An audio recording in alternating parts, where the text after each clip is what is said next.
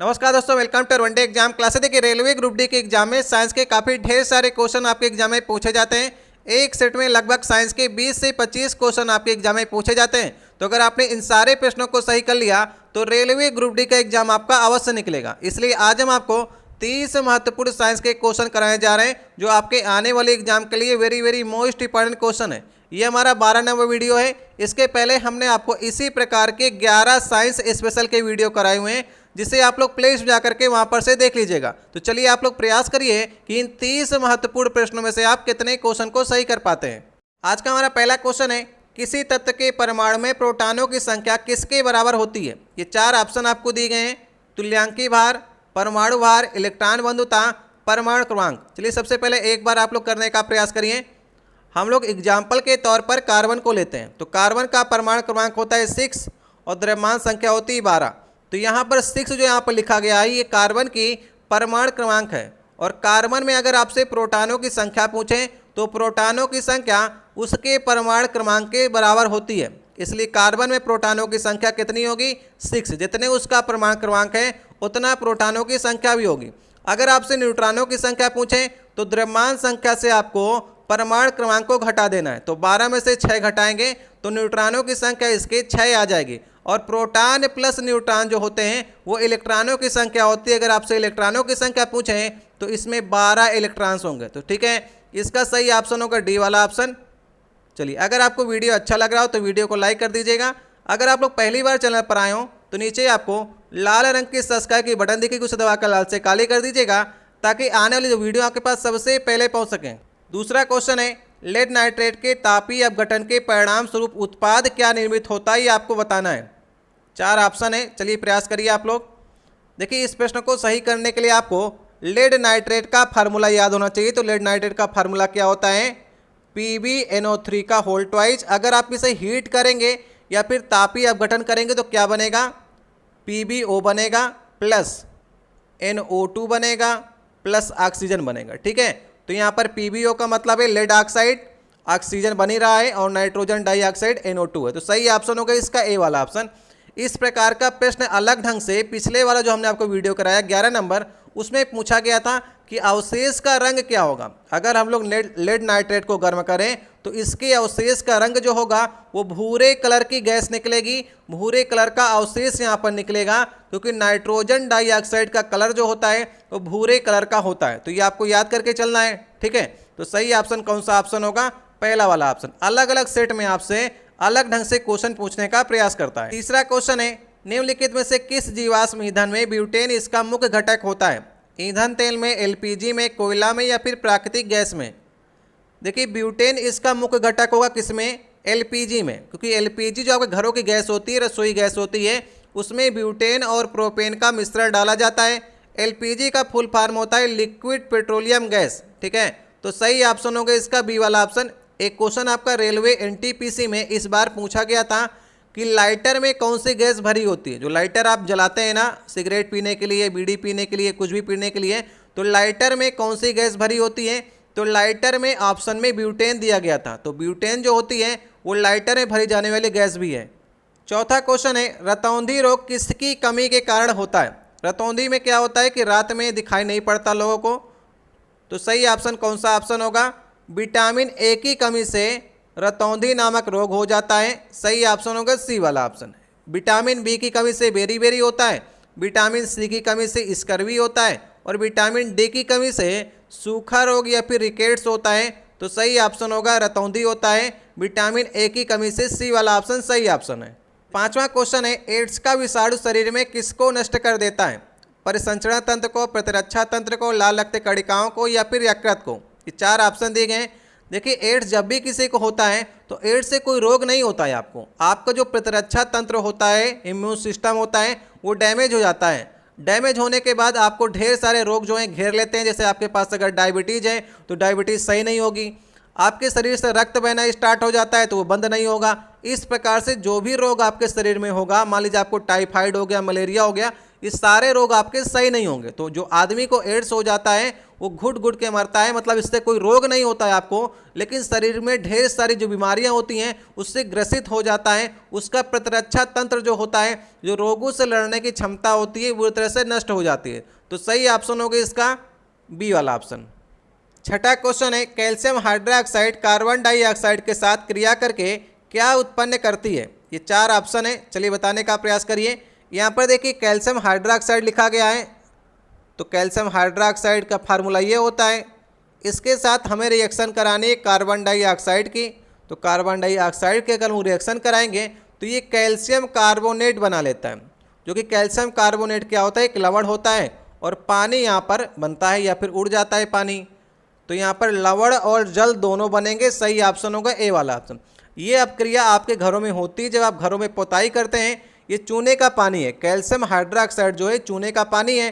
जब आप चूने के पानी से अपने घरों में पोताई करते हैं तो आप ये देखते होंगे कि आपके घरों की चमक 2-3 दिन बाद आती है। जब आप पोताई करेंगे तब नहीं चमकेगा आप घर, 2-3 दिन बाद आप छोड़ देंगे तो आपके घरों में चमक आ जाती है। वो इसी कारण से होती है कि कैल्शियम हाइड्रोक्साइड तो आपने पो दिया, कैल्शियम हाइड्रोक्साइड कार्बन डाइऑक्साइड जो वातावरण में कार्बन डाइऑक्साइड गैस होती है उससे क्रिया करके कैल्शियम कार्बोनेट की एक परत बना लेता है।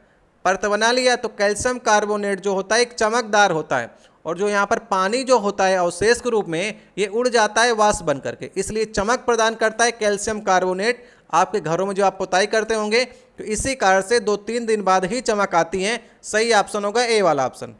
7वां क्वेश्चन है, नीचे दिए गए 4 विकल्पों में से 3 किसी न किसी प्रकार से एक तरह से संबंधित हैं, एक अलग है, उसकी आपको पहचान करनी है। दिल दिया गया है, आँख, हाथ और नाक। चलिए प्रयास करिए सही करने का। सही ऑप्शन होगा इसका दिल। देखिए दिल जो है हमारे शरीर का इंटरनल पार्ट है, आंतरिक हिस्सा है, जबकि आँख, हाथ और नाक हमारे शरीर के बाहरी हिस्सों में आते हैं, इसलिए दिल जो होगा वो अलग ऑप्शन होगा। 8वां क्वेश्चन है, ध्वनि तरंगें कैसी तरंगें होती हैं? ध्वनि तरंगों को मैंने आपको कराया हुआ है और याद भी कराया हुआ है कि ध्वनि तरंगें कैसी तरंगें होती हैं। तो ध्वनि तरंगें यांत्रिक तरंगें होती हैं, क्योंकि यांत्रिक तरंगों के अंतर्गत ही अनुप्रस्थ तरंगें आती हैं और अनुदैर्ध्य तरंगें आती हैं। तो यांत्रिक के अंतर्गत अनुदैर्ध्य आती है ना, तो ध्वनि तरंग जो होती है वो अनुदैर्ध्य तरंग का एक उदाहरण है। यहाँ पर देखिए धा है ना, आधा धा है, तो हम लोग अनुदैर्ध्य को सही करेंगे। जो प्रकाश की तरंग होती है वो अनुप्रस्थ होती है और ध्वनि की तरंगें जो होती हैं वो अनुदैर्ध्य होती हैं, और अनुप्रस्थ और अनुदैर्ध्य जो होती हैं ये यांत्रिक तरंगों के एक भाग हैं। तो सही ऑप्शन होगा डी वाला ऑप्शन। 9वां क्वेश्चन है, एक वस्तु का द्रव्यमान 85 kg है और वेग आपको 60 मीटर पर सेकंड दिया गया है, तो वस्तु का संवेग आपको ज्ञात करना है। चलिए संवेग का फार्मूला किसी को याद हो तो वो आराम से इस क्वेश्चन को कर सकता है। धीरे धीरे आपको सीखते चलना है। अगर आप पहली बार वीडियो को देख रहे हैं, जो लोग हमारी लगातार वीडियो को देखें वो इस सवाल को अवश्य कर लेंगे। देखिए संवेग क्या होता है, P होता है, P बराबर mv होता है, ये फार्मूला होता है संवेग का। तो यहाँ पर आपको मास दिया गया 85 और वेग दिया गया है 60 मीटर पर सेकंड, तो इसका मल्टीप्लाई कर देना है। तो यहाँ पर 1 0 आएगा, 6 5 30 और 8 6 48 3 51, तो 5100 kg मीटर पर सेकंड जो होगा वो इसका सही उत्तर होगा। कौन सा ऑप्शन सही ऑप्शन है? दूसरा ऑप्शन। दोनों को आपको मल्टीप्लाई कर देना है, लेकिन सूत्र को आपको याद करके चलना है। 10वां क्वेश्चन है, पानी में सूर्य के प्रकाश के अभाव में उगने वाले पौधे को क्या कहा जाता है? चारों विकल्पों में से सभी या फिर शैवाल, झाड़ी, कवक। देखिए सूर्य के प्रकाश के अभाव में मतलब सूर्य का प्रकाश नहीं मिले तो पौधा उगा है, तो ऐसे पौधे को आप क्या कहेंगे?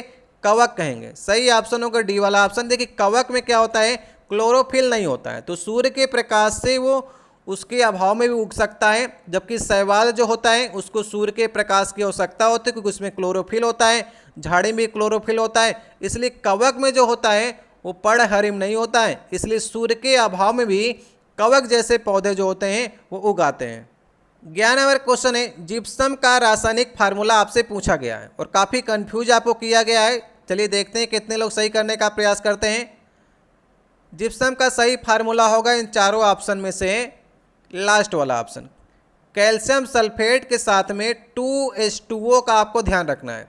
यहाँ पर देखिए प्लास्टर ऑफ पेरिस जो है अगर हम लोग कैल्शियम सल्फेट में से इसका 1/4 पानी निकाल दें, यहाँ पर से 1/2 3/4 पानी निकाल दें, तो यहाँ पर से 1/2 H2O अगर बचता है तो इसे हम कहेंगे प्लास्टर ऑफ पेरिस।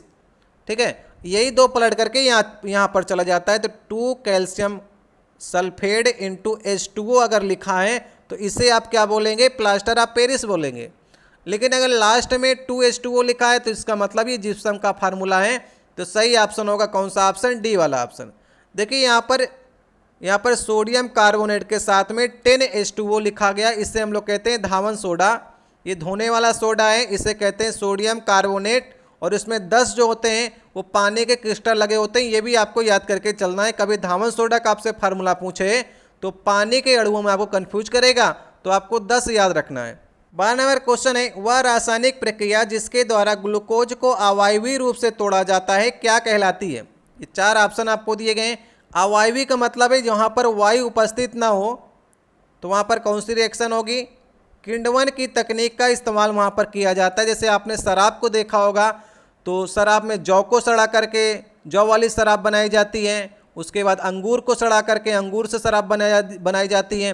पाव रोटी भी आपकी किण्वन बीज से बनाई जाती है। सिरका भी जो गन्ने का जूस होता है उसको सड़ा करके बनाया जाता है। तो सूक्ष्म जीवाणुओं की सहायता से अवायवीय रूप से ग्लूकोज को तोड़ा जाता है। किस टेक्निक से, किण्वन की पद्धति से। सही ऑप्शन होगा सी वाला ऑप्शन। 13 नंबर क्वेश्चन है, निम्नलिखित में से कौन सा पदार्थ चमकदार दिखाई देता है। ये 4 ऑप्शन आपके पास हैं। देखिए चमक का गुण किसका होता है, धातुओं में चमक होती है।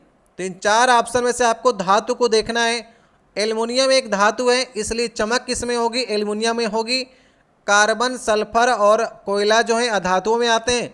अधातुओं में चमक नहीं होती है, लेकिन आपके एग्जाम में ऐसा क्वेश्चन पूछा जाता है कि कौन सी ऐसी अधातु है जिसमें चमक होती है। अधातुओं गुण जो होता है चमक का नहीं होता, लेकिन ऐसी अपवाद के रूप में एक अधातु है जिसमें चमक होती है। वो कौन सी अधातु है, आयोडीन। ठीक है, इसे आपको याद रखना है, काफ़ी बार आपके एग्जाम में पूछा गया है। तो चलिए इसका सही ऑप्शन होगा एल्युमिनियम। यहाँ पर आप लोग देख सकते हैं। आप लोग 2 प्रश्न के उत्तर दीजिएगा कि कौन सा ऐसी धातु है जो द्रव अवस्था में रहती है और कौन सी ऐसी अधातु है जो द्रव अवस्था में रहती है। दोनों प्रश्न आपके एग्जाम में पूछे जाते हैं। एक ऐसी आपको धातु बतानी है जो द्रव अवस्था में रहती है। धातुएं वैसे जो होती हैं वो सॉलिड में रहती हैं, लेकिन एक ऐसी द्रव अवस्था में रहती है धातु भी और अधातु भी। आप लोग कमेंट बॉक्स में बता सकते हैं। अगर आपने थोड़ी सी भी साइंस से पढ़ी है तो दोनों आपको याद करके चलने होंगे, नहीं तो आपको नेक्स्ट वाले वीडियो में बताएंगे। 14 नंबर क्वेश्चन है, निम्नलिखित में से कौन टिंडल प्रभाव को दर्शाता है। ये 4 ऑप्शन आपके पास हैं। आप लोग समझिए कि टिंडल प्रभाव होता क्या है। जब प्रकाश किसी कोलाइडी विलयन के साथ में गुजारा जाता है तो कोलाइडी विलयन में प्रकाश पुंज का जो मार्ग होता है वो दिखाई पड़ेगा आपको। तो इसी घटना को हम लोग क्या कहते हैं, टिंडल प्रभाव कहते हैं। तो टिंडल प्रभाव किस पर लागू होता है, कोलाइडी विलयन पर लागू होता है। तो इन चारों ऑप्शन में आपको देखना है कि कोलाइडी विलयन कौन सा है। तो सही ऑप्शन होगा ए वाला ऑप्शन। दूध जो आता है वो कोलाइडी विलयन में आता है। जैसे दूध हो गया, आपका रक्त हो गया, कोहरा हो गया, साबुन का घोल हो गया, स्याही हो गए, ये सब आपको याद करके चलना होगा कि कौन कौन से आपके किस में आते हैं, कोलाइडी विलयन में आते हैं। एक बार कहीं पर आप लोग नोट कर लीजिएगा, जिसमें जैसे दूध हो गया, स्याही हो गया, रक्त हो गया, कोहरा हो गया, साबुन का घोल हो गया, ये सब आपके ऑप्शन में मिले तो आप लोग कह दीजिएगा कि इसमें टिंडल प्रभाव दर्शाया जाएगा।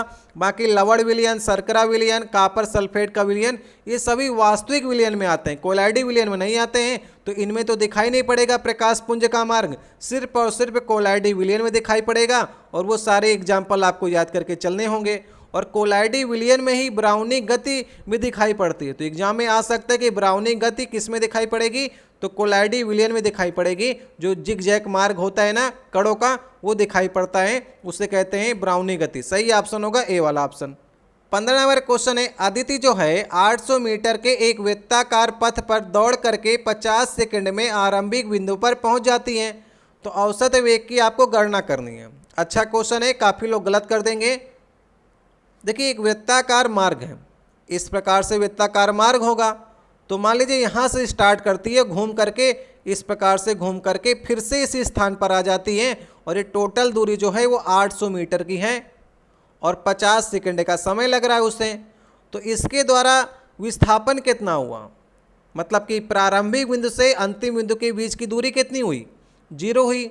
और औसत वेग क्या होता है, विस्थापन की दर जो होती है वही वेग होता है, एस अपान टी जो होता है उसे हम लोग क्या कहते हैं, औसत वेग कहते हैं। तो यहाँ पर विस्थापन कितना हो रहा है, विस्थापन 0 हो रहा है, क्योंकि घूम करके उसी स्थान पर आ गई ना, दूरी तो उसने चली है लेकिन विस्थापन 0 हो गया इसका। अगर विस्थापन 0 हो गया तो औसत वेग भी 0 होगा। सही ऑप्शन होगा ए वाला ऑप्शन, ये आपको ध्यान रखना है, ठीक है। दूरी तो उसने चली है लेकिन अगर हम लोग विस्थापन की बात करेंगे तो उसका विस्थापन कोई नहीं हुआ, क्योंकि उसने जिस पॉइंट से स्टार्ट किया था उसी पॉइंट पर फिर से आ गई, तो 0 हो गई उसके औसत वेग भी। 16 नंबर क्वेश्चन है, दाब को किस रूप में परिभाषित किया जाता है। ये 4 ऑप्शन आपके पास हैं, प्रयास करना है आपको। पहला देखिए, प्रयास आपको ही करना होगा, थोड़ा सोचिए क्या हो सकता है, क्योंकि एग्जाम हॉल पर आपको कोई बताएगा नहीं। दाब देखिए, दाब का फार्मूला क्या होता है, P बराबर F/A होता है। तो यहाँ पर देखिए प्रणोद जो होता है, थ्रस्ट जो होता है, एक प्रकार का बल होता है। तो अगर हम लोग क्षेत्रफल को 1 मान लेते हैं तो प्रति इकाई क्षेत्रफल पर जो थ्रस्ट लगता है, प्रणोद लगता है, जो बल लगता है, उसे हम लोग क्या कहते हैं, दाब कहते हैं। तो सही ऑप्शन कौन सा ऑप्शन होगा, डी वाला ऑप्शन सही ऑप्शन होगा। 17 नंबर क्वेश्चन है, यदि कोई व्यक्ति 12 न्यूटन के एक स्थिर बल से 4 मीटर चलता है तो उसके द्वारा किया गया कार्य आपको बताना है। ठीक है, बढ़िया क्वेश्चन है। देखिए, जो लोग प्रारंभिक स्तर से तैयारी कर रहे हों वो छोटे छोटे फार्मूलों को नोट डाउन करते हुए चला करें, क्योंकि मैं ढेर सारे आपको फार्मूले जो हैं छोटे छोटे बताता चलता हूं हर अपने सेट में, तो इसी से क्वेश्चन ढेर सारे बनते हैं। कठिन सवाल तो बहुत ही कम बनते हैं। अगर 25 क्वेश्चन आपके एग्जाम में पूछे जाएंगे तो 5 ही कठिन पूछे जाएंगे, 20 सरल पूछे जाएंगे। तो 20 को सही करने का लक्ष्य पहले बनाना है आपको, और फिर बाद में वो 5 भी सही करने हैं। तो पहले 20 का लक्ष्य बनाइए। तो यहाँ पर देखिए कार्य आपसे पूछा है, तो कार्य W बराबर होता है F इंटू एस। यहाँ पर देखिए न्यूटन में दिया गया, इसका मतलब आपको फोर्स दिया गया न्यूटन में, और 4 मीटर चल रहा है, मतलब विस्थापन 4 मीटर का हो रहा है, तो 12 चौक 48, और कार्य हमेशा जूल में होता है, तो 48 जो होगा वो इसका सही उत्तर होगा, तीसरा वाला ऑप्शन। 18 नंबर क्वेश्चन है, एक इकाई धनात्मक आवेश को अनंत से एक बिंदु तक स्थानांतरित करने में किया गया कार्य उस बिंदु पर किसके बराबर होता है। ये तो देखिए डिफिनीशन है, इसे आपको याद ही करना पड़ेगा। सही ऑप्शन होगा विद्युत विभव के। एक इकाई धनात्मक आवेश को अनंत से किसी एक बिंदु पर स्थानांतरित करने पर किया गया कार्य जो होता है वो उस बिंदु पर विद्युत विभव के बराबर होता है। ये आपको याद करके चलना है। सही ऑप्शन होगा ए वाला ऑप्शन। ज़्यादातर प्रश्न मैं आपको समझाने का प्रयास करता हूँ, लेकिन जहाँ पर आपको याद करने की जरूरत है वहाँ पर आपको याद करना ही पड़ेगा। 19 नंबर क्वेश्चन है, अस्थिमज्जा में मौजूद कौन सा हार्मोन आरबीसी के उत्पादन को बढ़ावा देता है। अस्थिमज्जा, अस्थि के अंदर एक बोन मैरो होती है, तो बोन मैरो के अंदर भी आरबीसी होता है। तो आरबीसी का उत्पादन बोन मैरो के अंदर कैसे होता है। सही ऑप्शन होगा उसके अंदर एक हार्मोन पाया जाता है, उस हार्मोन का नाम है एरिथ्रोपोएटिन। ठीक है, ये भी आपको याद करना पड़ेगा, क्योंकि नाम है और आपको मालूम है बायोलॉजी में आपको ढेर सारी चीज़ें याद करनी पड़ती हैं, तो इसको आपको याद करके चलना पड़ेगा कि बोन मैरो में ऐसा कौन सा हार्मोन पाया जाता है जो आरबीसी का उत्पादन करता है। तो एरिथ्रोपोएटिन आपको याद करके चलना है। 20 नंबर क्वेश्चन है, निषेचन के बाद किसमें बीज चेंज हो जाता है। ये 4 ऑप्शन आपको दिए गए हैं। जब पुंकेसर से स्त्री केसर में पुंकेसर पहुंचते हैं तो निषेचन की प्रक्रिया होती है। तो निषेचन के बाद क्या होता है कि एक जाइगोट का निर्माण होता है। तो 3 चीज़ें आपको याद रखनी है कि जो जाइगोट बनता है वो जाइगोट किस में चेंज हो जाता है। जाइगोट चेंज हो जाता है भ्रूण में। ठीक है, जाइगोट चेंज होता है भ्रूण में, और बीजांड चेंज हो जाता है बीज में। तो सही ऑप्शन इसका सी वाला ऑप्शन होगा। बीजांड चेंज हो जाता है बीज में, और अंडाशय चेंज हो जाता है फल में। ये 3 चीज़ें आपको याद रखनी। निषेचन के बाद क्या क्या चेंज हो जाता है। जो जाइगोट युग्मनज बनता है वो भ्रूण में चेंज हो जाता है, बीजांड बीज में चेंज हो जाता है, और अंडाशय फल में चेंज हो जाता है। तो 3 चीज़ें आपसे किसी भी एग्जाम में पूछ सकता है, ये आपको याद करके चलनी होगी। 21 नंबर क्वेश्चन है, किसी पिंड के माध्यम से कितनी विद्युत धारा प्रवाहित होगी यदि यह किसी 12 वोल्ट की बैटरी के टर्मिनल से 1 लाख ओम प्रतिरोध छूती है। ठीक है, बढ़िया क्वेश्चन है। कोई फार्मूला आपको याद आ रहा है, निकालना क्या, आपको धारा निकालनी है। और दिया गया है आपको वोल्ट दिया गया है वोल्टेज, और यहाँ पर प्रतिरोध दिया गया है। तो कौन से फार्मूला का आप यूज करेंगे? ओम्स लॉ के फार्मूले का यूज करेंगे। V बराबर आई आर, आई आपको निकालना है तो V बाई आर बराबर आई यहाँ पर लिख लीजिए। V कितना आपको दिया गया 12 वोल्ट का, और R आपको दिया गया है 1 लाख, मतलब कि 10 की पावर 5 आपको दिया गया है। तो यहाँ पर 10 की पावर 5 अगर ऊपर जाएगी तो 10 की पावर -5 बनेगी। अगर आपको 1.2 करना है तो 10 की पावर -5 की जगह पर 10 की पावर -4 वाला ऑप्शन आपको टिक करना पड़ेगा। अगर दशमलव को एक स्थान के बाद आपको लगाना है तो कौन सा ऑप्शन सही ऑप्शन होगा? तीसरा वाला ऑप्शन सही ऑप्शन होगा। 22 नंबर क्वेश्चन है, बिजली का झटका निम्नलिखित में से किसका एक संयुक्त प्रभाव है? विभवांतर का, विद्युत धारा का, तापमान का? कोई 2 या 3 ऑप्शन इसमें से सही हो सकते हैं। ए बी सी में से आपको चूज करना है। देखिए यहाँ पर बिजली का झटका तभी आपको मारेगा जब किसी परिपथ में पहली बात तो धारा हो, धारा बहेगी तभी तो करंट मारेगा, लेकिन धारा के साथ साथ विभवांतर होना चाहिए। धारा अगर बह रही है लेकिन विभव का अंतर, मान लीजिए इस पॉइंट में विभव अलग अलग है, इस पॉइंट में दूसरा है, विभवांतर होना चाहिए। विभव का अंतर इन दोनों पॉइंटों के बीच में जब उसको अलग मिलेगा तभी आपको करंट मारेगी। तो सही ऑप्शन होगा ए और बी दोनों एक साथ होनी चाहिए। ठीक है, अगर विभव सेम होगा दोनों पॉइंट का तो करंट नहीं मारेगा, लेकिन विभव जैसे ही अंतर होगा उसका वैसे ही आपको करंट जो है मार देगा। तो सही ऑप्शन होगा ए और बी दोनों एक साथ जब संयुक्त प्रभाव होंगे तभी आपको करंट का झटका लगेगा। 23 नंबर क्वेश्चन है, कौन सा शब्द नीचे दिए गए संबंध को सही तरीके से पूर्ण करेगा? जैसा संबंध जीवाणु का विघटन के साथ में है वैसा आपको खमीर का बताना है। 4 ऑप्शन है, सही ऑप्शन होगा इसका सी वाला ऑप्शन। जिस प्रकार से जीवाणु जो करते हैं क्या करते हैं? विघटन करते हैं, उसी प्रकार से खमीर क्या करेगा? किण्वन करता है। सही ऑप्शन होगा सी वाला ऑप्शन। तो ये तो आपको मालूम होगा खमीर जो होता है वो किण्वन करता है। 24 नंबर क्वेश्चन है, निम्नलिखित में से कौन सी धातु कापर सल्फेट विलयन से कापर को विस्थापित करेगी? कापर सल्फेट मतलब CuSO4 में से आप कापर को विस्थापित करके कोई अन्य धातु लगा दें, ऐसी कौन सी धातु है जो कापर को विस्थापित कर सकती है? पारा दिया गया है, गोल्ड दिया गया, लेड दिया गया, सिल्वर दिया गया है। चलिए इसको हम लोग जो सक्रियता हमारी श्रेणी होती है उसको दे करके आपको समझाने का प्रयास करते हैं। तो कापर सल्फेट आप लोग याद रखिएगा। देखिए यहाँ पर हमने आपके सामने जो तत्व होते हैं उनके जो सक्रियता श्रेणी होती उसको आपके सामने रखा है। तो यहाँ पर जितने ऊपर वाले तत्व हैं, देखिए ऊपर की ओर जाने पर यहाँ पर देख रहे हैं ना, रिएक्टिविटी बढ़ती है, मतलब सक्रियता बढ़ती है तत्वों की, और नीचे की ओर आने पर हाईली अनरिएक्टिव मेटल्स यहाँ पर रखे गए हैं। तो अगर आप नीचे की ओर आएंगे तो यहाँ पर जितने आपको तत्व मिलेंगे वो किसी से जल्दी रिएक्शन नहीं करते हैं, लेकिन ऊपर वाले जितने तत्व होते हैं वो नीचे वाले में रिएक्शन कर सकते हैं। जैसे कि आपके प्रश्न में लिखा गया था, कापर सल्फेट का विलयन में से कौन सी ऐसी धातु है जो कापर को यहाँ पर से अलग कर देगी? तो कापर यहाँ पर देखिए लिखा गया है, यहाँ पर देखिए कापर लिखा गया है। तो कापर के नीचे की जितनी धातुएं होंगी वो इसको विस्थापित नहीं कर सकती हैं क्योंकि वो इससे लेस रिएक्टिव हैं। तो जितनी लेस रिएक्टिव होंगी वो कैसे इसे अलग कर देंगी? तो इसके ऊपर की जितनी कापर के ऊपर की जितनी धातुएं होंगी वो कापर को हटा सकती हैं क्योंकि हाईली रिएक्टिव हैं। तो कापर के ऊपर वाला ऑप्शन कौन सा आपको मिलेगा? लेड। अब लेड से अगर हम इसकी क्रिया करा दें, Pb से क्रिया करा दें तो रिएक्शन बनेगी PbSO4 और यहाँ पर से कापर अलग हो जाएगा। ठीक है, तो जितने ऊपर वाले मेटल्स होते हैं वो रिएक्टिव होते हैं, नीचे वाले क्या होते हैं? अनरिएक्टिव होते हैं। तो ऊपर वाले नीचे वाले को विस्थापित कर सकते हैं, ये आपको याद रखना है। ये रिएक्टिविटी सीरीज है जो काफ़ी लोग याद रखते हैं, जिनको 1 नंबर चाहिए होता है वो लोग इस सीरीज को याद रखते हैं।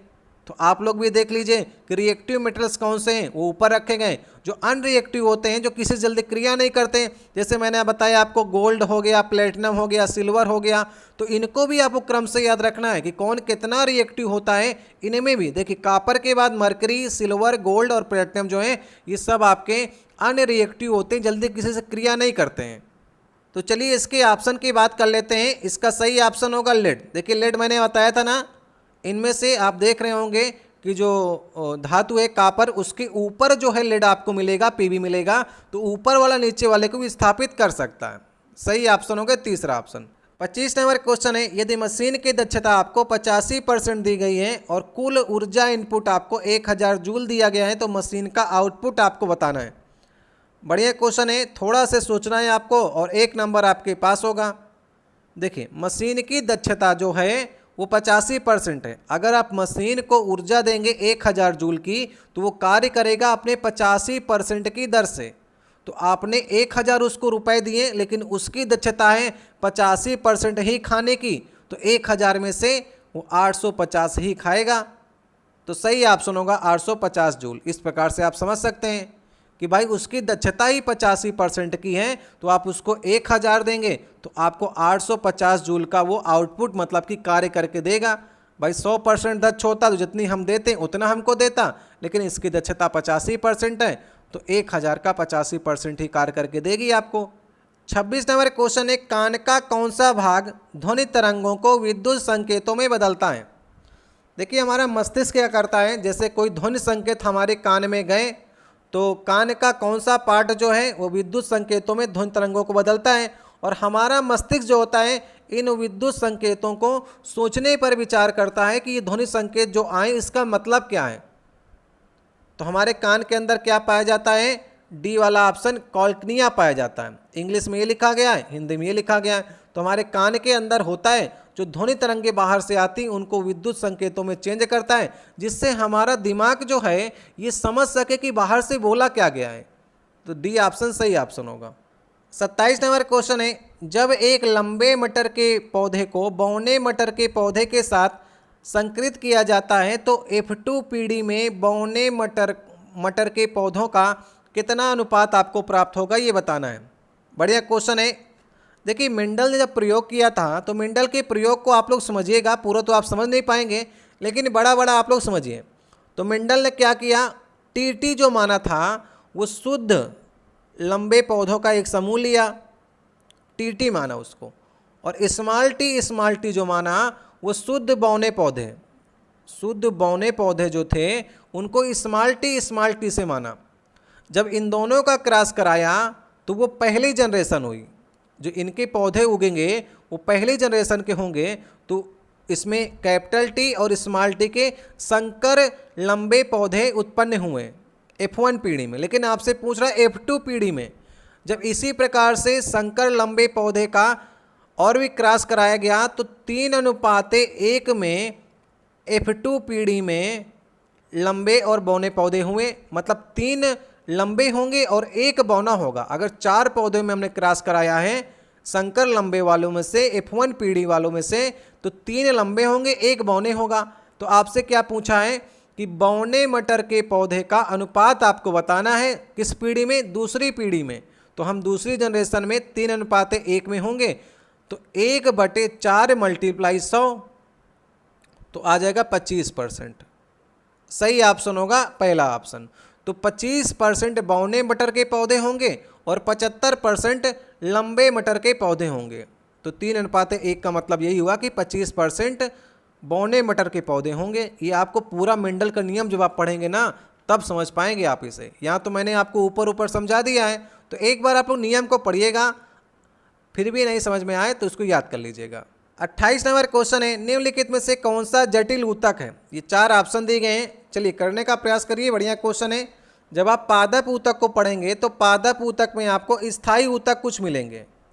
तो स्थायी ऊतक जो होते हैं वो 2 प्रकार के होते हैं, एक जटिल ऊतक होता है और एक आपका सरल ऊतक होता है। तो जटिल ऊतक में जाइलम आता है और फ्लोएम आता है। तो जाइलम मतलब ए ऑप्शन और फ्लोएम मतलब सी ऑप्शन। तो ए और सी जो होंगे वो जटिल ऊतक होंगे, जबकि आपके सेक्लेन काइमा, कोलेन काइमा, ये सब आपके जितने भी आते हैं, पेरेन काइमा, ये मृद ऊतक में आते हैं या फिर सरल ऊतक में आते हैं। तो आपसे जटिल ऊतक पूछा है तो जटिल ऊतक में सिर्फ और सिर्फ आपके जाइलम और फ्लोएम आते हैं। ये आपको याद करके चलना होगा, ये ढेर सारी बार क्वेश्चन पूछे गए हैं आपके अलग अलग सेटों में। 29 नंबर क्वेश्चन है, देखिए उस विकल्प का आपको चयन करना है जो तीसरे पद के साथ में उसी प्रकार संबंधित है जो दूसरे पद के साथ पहला है। ओडोमीटर जो है उससे हम लोग गति को मापते हैं, तो ए मीटर से क्या नापेंगे, सही ऑप्शन होगा अमीटर से हम लोग करंट या फिर धारा को मापते हैं। धारा के माप के लिए हम लोग किसी भी सर्किट में अमीटर को लगाते हैं। सही ऑप्शन होगा तीसरा ऑप्शन। आज का देखिए 30 नंबर क्वेश्चन होगा, आज का लास्ट क्वेश्चन है, शून्य त्वरण का अर्थ क्या है। ये 4 ऑप्शन आपको दिए गए हैं। देखिए त्वरण क्या होता है, एक्सेलरेशन क्या होता है, वेग परिवर्तन की दर जो होती है उसे हम लोग त्वरण कहते हैं।